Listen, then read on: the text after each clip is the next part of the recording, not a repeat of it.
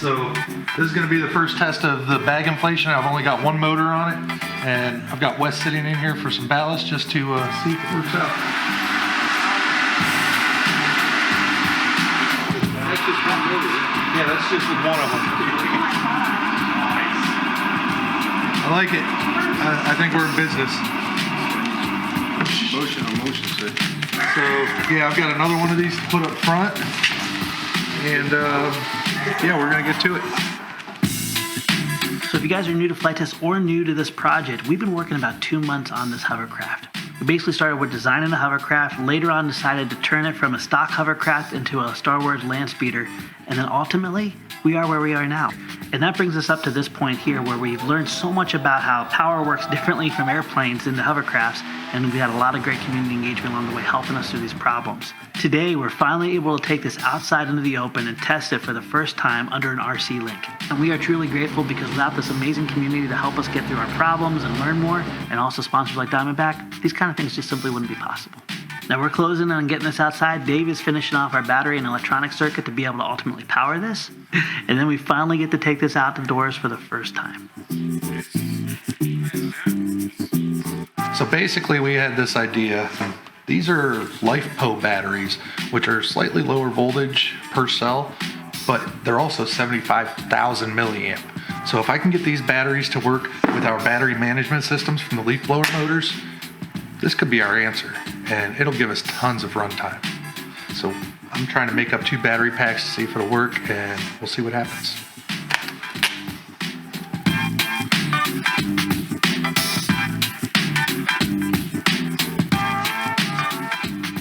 All right, so Dave's over there finishing up this massive battery for this hovercraft. And that time I want to tell you about today's sponsor of this video, and that's our friends over at Exter.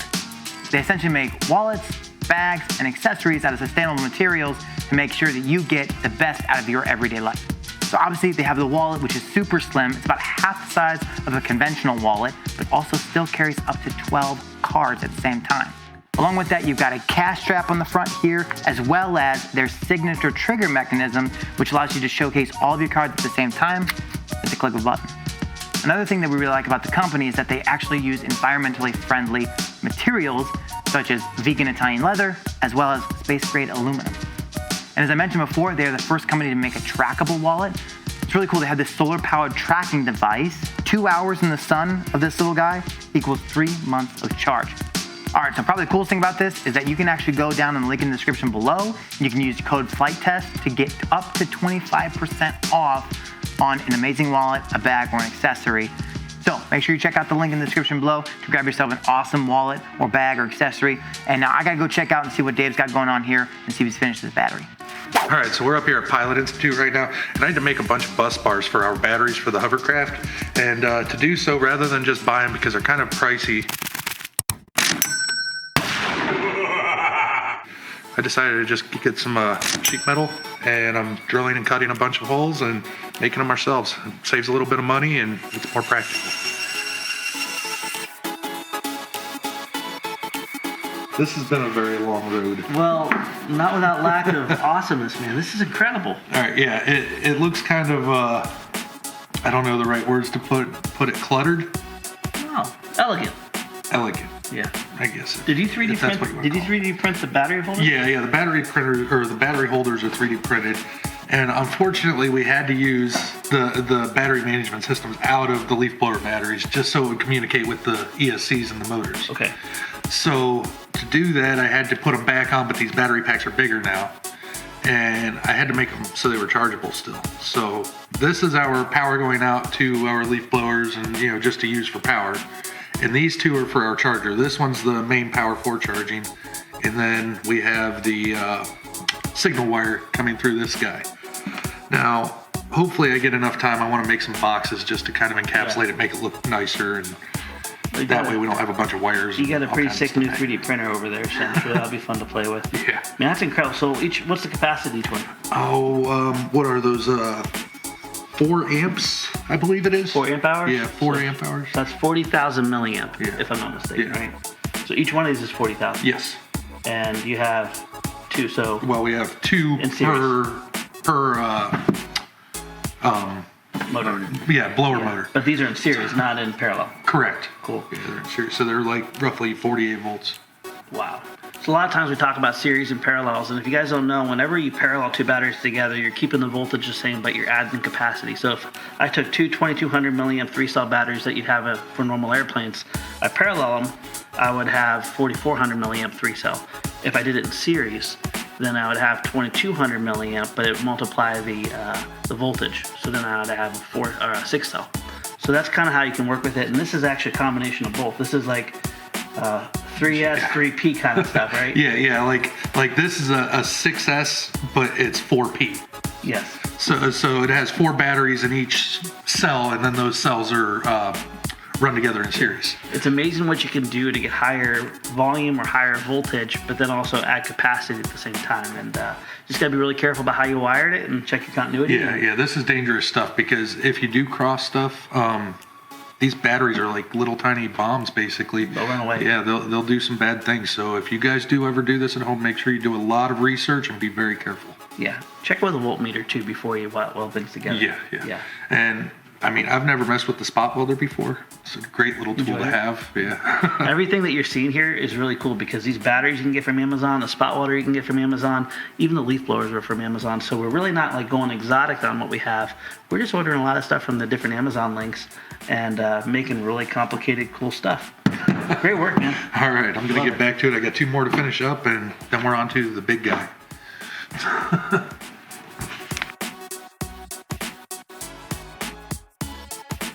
All right, so we got a pretty fun project that we're going to be working on today. You guys may have noticed this in the background for probably the past couple of years. This is what we affectionately call the Versicopter Slim.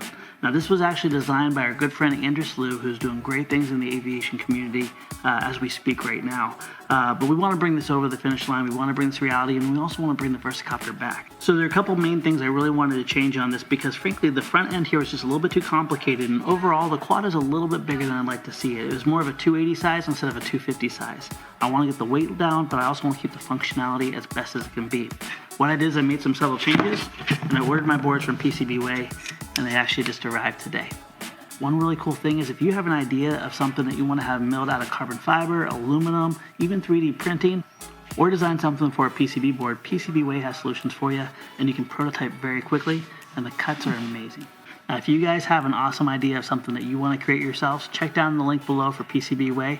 They can get it to you fast, affordable, and make your ideas a reality. So my goal for today is pretty simple. I'm going to build a new version of the Versicopter Slim, and hopefully by the end of the day, it's going to be in Michael's hands, and he's going to be chasing with it.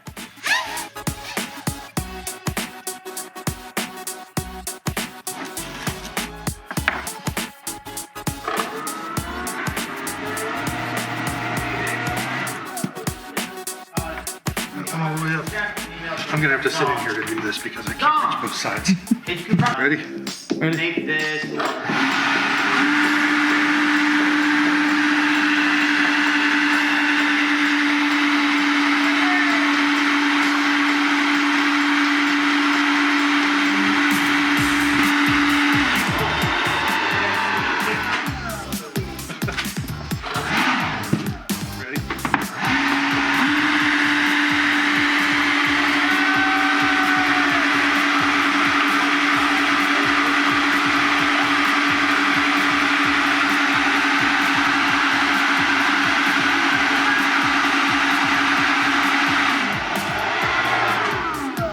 And that's also without those running, which would get more. That's trippy. Great work, Larry. It worked finally. Well done, Dave! Hey, This is a mess in here. Holy cow. I'm gonna make some plastic boxes, 3D printed plastic boxes to put these batteries in because they look horrible in here. And yeah, we've got a battery management system to put on our big bank and hopefully take it outside and try it out.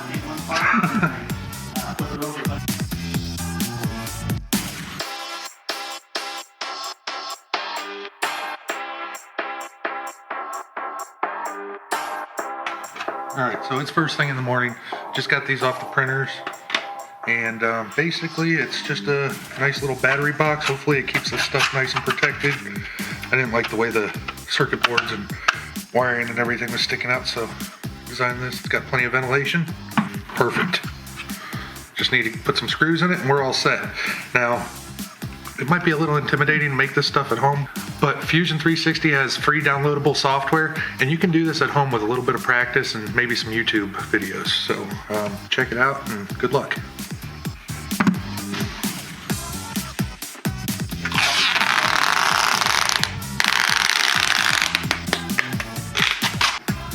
All right, so we've got our battery pack here, and there's a lot of power here. I'm kind of worried about this, but we also have a smart charger and battery management system all hooked up. So we're gonna hook this up and see what happens. I'm kind of worried about it, but okay, shows it's charging. We're good so far. Now I'm gonna look at the battery management system here, which has an app, and yeah, all the cells are charging and it looks good. So we're gonna let this go for a little bit and keep an eye on it, make sure it's good, and yeah, then we're gonna get it installed.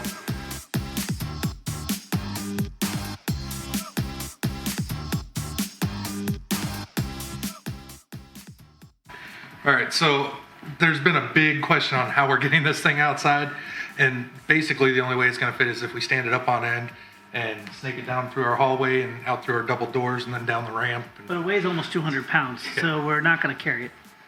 So I devised a little bit of a system here. This basically just slides right into the motor mount. And then we've got a back wheel, and then I've got a carriage right here that is going to screw onto here once we have the top on. Pretty simple. Hopefully it works out. We're going to find out really shortly. Are you ready to try this? Okay, we gotta be careful not to smash any foam. Oh my gosh! Hey, that got heavier. Is it glued to the ground? All right.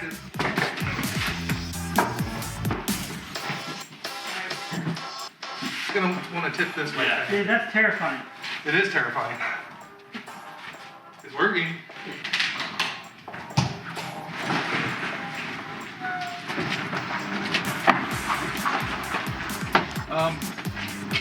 Can you push?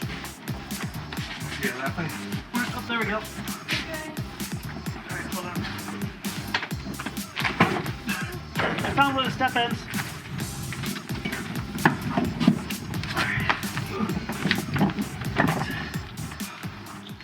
That's heavy. That's not easy. That has to be every bit of 200 pounds. Yeah.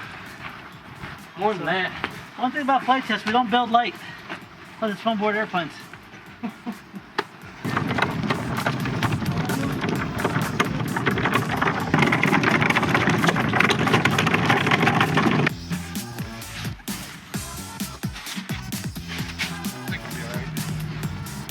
All right, so I have to get these nacelles attached and hooked up to power, and we got to throw some batteries in this thing and see what it'll do.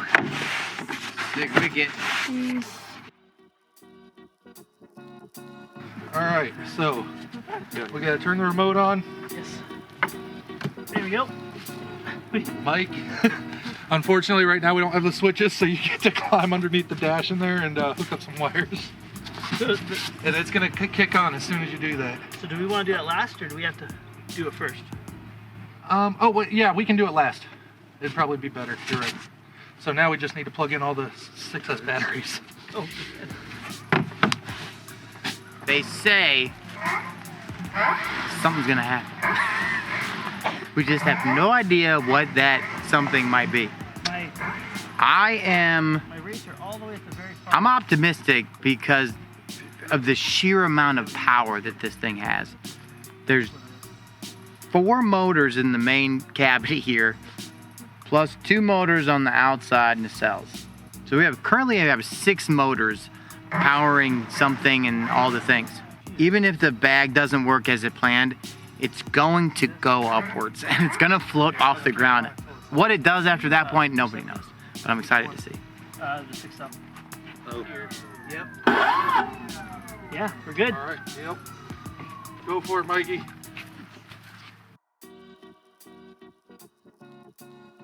Yeah, I bet you one of those solder joints messed up on that one too somewhere. All right, so Dave had to make some pretty complicated batteries to make the bags work. Unfortunately, there's a weird board, right? Yeah, it is basically computer controlled, I guess is a good way to put it. And something's not right, which I tested it in the shop and it was fine. Now that we got it out here, it's not, so I'm guessing a wire just popped off somewhere. Probably. And we don't have time to mess with that. So what we're going to do is we're going to seal off one, because one is more than enough to actually inflate the whole bag, but if we don't have that hole seal in the back, it just pours out. So we'll be able to inflate it with one, and then ultimately still take it for a drive. You know what I realized? What? The side that's not working is the side that Noah put back together. It's all your fault, Noah. Dang nabbit. No, it's probably mine.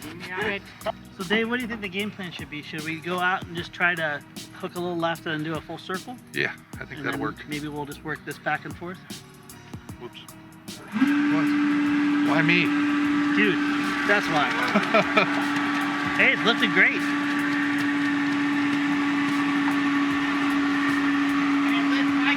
Yeah.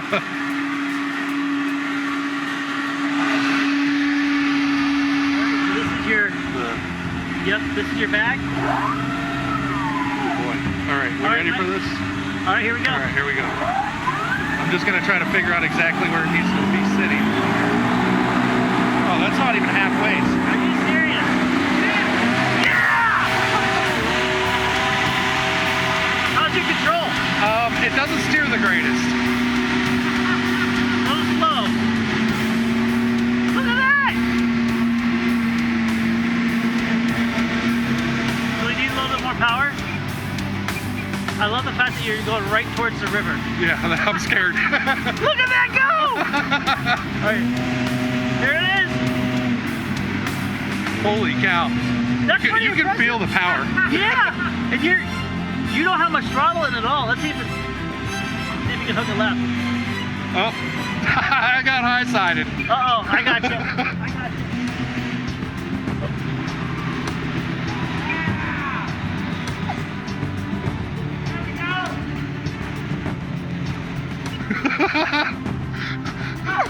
Nobody wants to go in the creek.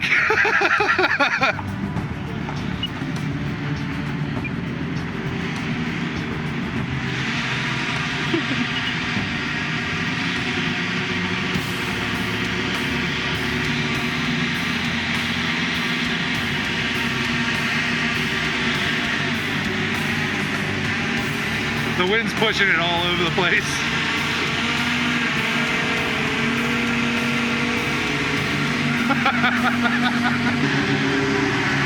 Now you should have gyros. I think your gyros are actually turned off. How's that feel now? A little bit better. A little better? Yeah, we definitely need more thrust. Yeah. Look at it slide down the hill. It's just going down the hill. I gotta shut it off.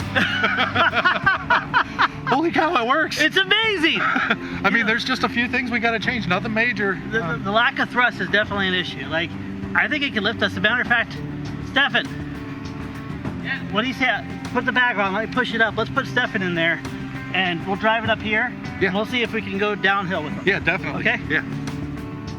What do you think? Oh, let's What do you think? You wanna go for a ride? I'm excited. I've always wanted to go in a hovercraft that looks like a Star Wars landscape. I promise I won't hurt you. Thank you. Oh, did Mike land on top of it? Yeah. Be careful, Stefan's in there. I know, I was gonna take off when they started getting in. All right, we ready?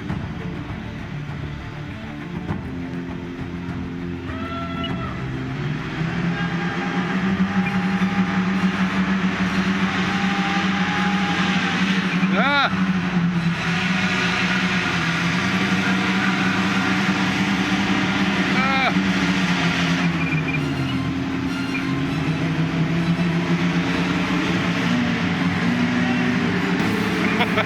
It just doesn't have enough thrust.